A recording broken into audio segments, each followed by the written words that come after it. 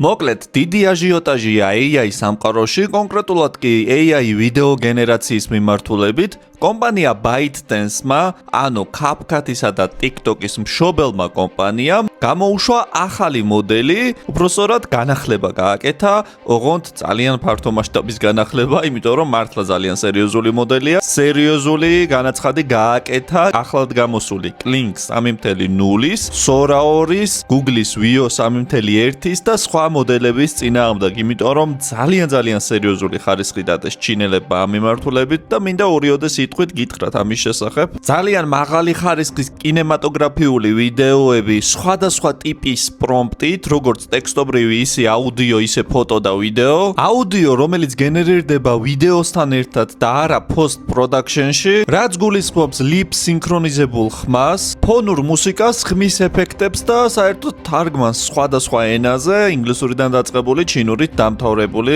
ხანგრძლივობას რაც შეეხება 4-დან 15 წამამდე, თუმცა ბეტა ვერსიებში უკვე ტესტავენ 30-დან 60 წამამდე ვიდეოებსაც. მოდელი იყენებს მოწინავე ტრანსფორმერის არქიტექტურას და ფიზიკურ სიმულაციას, რაც უზრუნველყოფს რეალისტურ მოძრაობებს, პერსონაჟების თანმიმდევრულობას და მრავალკადრიან ნარატივებს. მოკლედ, ძალიან ბევრი შეგვიძლია ვისაუბროთ ტექნიკურ მახასიათებლებზე, მაგრამ მსჯობია თქვენ თავად დატესტოთ, მოიძიოთ ეს მოდელი. რა თქმა უნდა, ვიდეო გენერაციასთან დაკავშირებით სულ ფასების პრობლემაა, თუმცა ტესტირებისთვის თითქმის ყველა გვაძლევს საშუალებას, რომ რაღაცა 1-2 მაინც დავტესტოთ და გამოვცადოთ სხვადასხვა პლატფორმაზე. და ბოლოს რისი თქმაც მსურს ის არის, რომ ძალიან დაიხვეწა AI ვიდეო გენერაცია და უბრალოდ დაიწყე ტექნიკურად ძალიან მარტივია თითქმის ყველაფერი, უბრალოდ უნდა ადგე, ჩაერთო და განავითარო კონტენტი შენი წარმოსახვით და შენი იდეებით.